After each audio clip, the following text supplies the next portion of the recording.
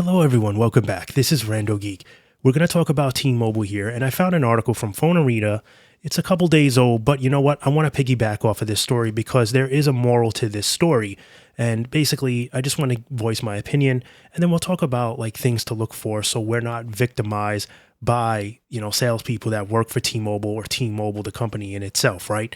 So it looks like a T-Mobile subscriber on Reddit is warning new customers to look out for this unauthorized recurring charge. Well, what is one of these reoccurring unauthorized charges? He's saying a common charge is the protection plan. He switched over apparently from AT&T to T-Mobile. He bought a new iPhone, and then he also ordered a new line. The business was conducted over the phone, he said. In his post, the Redditor notes, not once did he, the T-Mobile associate, mention anything about a protection plan. He says that he assures us that if he did, he would have most certainly have declined it. So he obviously doesn't want to pay for it, didn't see the value in it for him, doesn't want that charge, right? So looks like after checking his account online, the new T-Mobile customer was shocked to discover that his bill contained a monthly $18 charge for a protection plan to cover the new iPhone that he bought. Of course, as he pointed out, this charge was never authorized by him, and he warns other new T-Mobile subscribers to be on the lookout for unauthorized recurring charges on their account.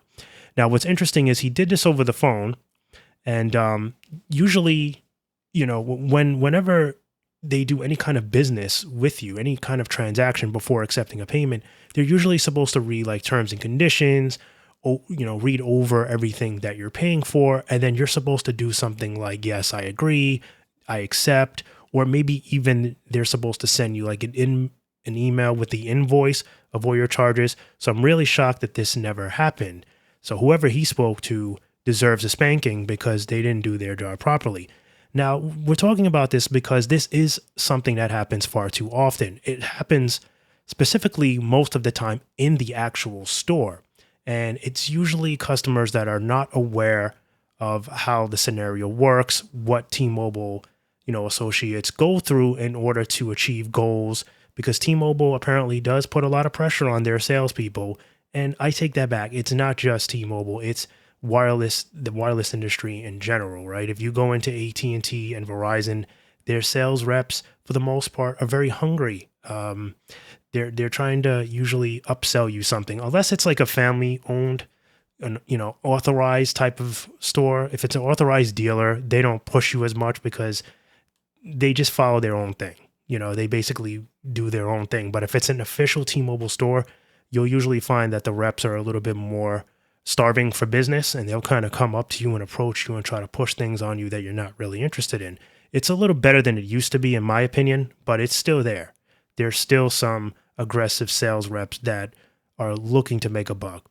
And unfortunately, it's the reps that, really want to be those type of go-getter type of people that have, dreams of being a supervisor within T-Mobile or whatever it is, that they usually look for targets. They look for the type of customer that's maybe on the older side, looking to set up a bunch of lines for their family, doesn't have much experience, doesn't really care, just kind of goes in and says, give me the best plan you got, give me the best phone you got kind of thing. And then, someone that doesn't show much, thought invested in what's really going on, right? So those are the type of customers that really need to be cautious. They need to take a step back and realize that, not everybody is nice. When you go into these stores, unfortunately, if you're not wise enough, you're going to get taken advantage of. And that seems like, that's kind of the case here. This person must have been very quiet over the phone, not very aggressive, and just kind of trusted the, T-Mobile rep to just do the honest thing and get the job done correctly. And it doesn't look like that's what happened here. So, another reason why in 2024, we really need to take the initiative ourselves. Sometimes we complain about there not being enough stores for us to walk into to speak to a rep. But then when we go in and speak to a rep, we almost wish that we didn't. We wish that we did it online ourselves because we would have had probably a lot less headaches. When you're the one checking out, you're reviewing everything. It's right in front of you. You see your price, you see whatever charge is. And for the most part, you can do everything better that way. Going into a store, you don't see what they're doing there. A lot of these reps don't even know how to use the system, and or they're just sneaky and trying to meet their quota. So I don't know. My point here, what it really is what I'm trying to say politely is I think in 2024, we need to learn how to do all this ourselves. Automation might actually be the best thing in some cases because, again, this could prevent a lot of these types of things from happening. Putting the trust in the representatives to do the right thing is days of the old. Not that it was ever a good thing, but like now, I think it's more of a dirty game than ever. And even though there's tons of Redditors exposing these types of issues, it doesn't seem to be diffusing it. It's, if anything, it's maybe fueling it even more so they can kind of get their story out on Reddit. I have no idea. You would think with all the exposure going on within the industry of all these sales reps doing what they're doing, that it would slow down, that the store managers would get on top of it. But like I said, I'm not seeing a slowdown. If anything, I'm seeing an increase in the desperateness to rip off innocent clients. So I don't know. Interesting stuff there. Remember to always check your bill. Okay. Make sure that if you're on a postpaid account, make sure that you're paying the charges that you should be paying. Because if you're someone that never looks at your bill, you could find that you're paying within a year hundreds of dollars more if you just have it on auto, and you find out when it's too late. Then you have to contact them, try to get them to reverse all those charges. And that could be a headache in itself, a very big headache in itself. All right, guys, so I do have a link for this article down below. You can read it. There's more to the story, some interesting stuff.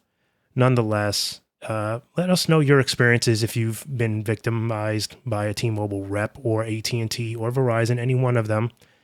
How did that work out for you? Were you able to get those charges reversed? And what exactly did they push on you? Like, what unauthorized charges did you receive? Because many of us have a story to tell about things that have happened. I have stories about Sprint from way back in the day where I had so many troubles with their service in my area. And yeah, I just tried to cancel the bill, and man, was that a headache. That took months of trying to get them to just cancel the bill. Like, they just wouldn't stop charging. I literally went into a store. Yeah, it's done. It's done. You won't get another bill. Next month, got a bill. Over the phone. Yeah, we'll take care of it. Got a bill. Got a bill. Got a bill. And I stopped the payment. Okay, so like before you say, well, you should have just removed your credit card, no way to charge you. No, I did that. They just kept piling up a bill in which they eventually sent me the balance. After all was said and done, I was still liable to pay like $400 in bills, of service, which I wasn't using. Yeah, dirty game. I don't know who was in charge of billing back then, but what a mess. This was like early 2000s. So my point is, we've all got a story. Some of us much worse than what I just described. But anyway, feel free to share it down below. As always, thank you guys for stopping by and watching, and I'll catch you in the next one. Bye for now.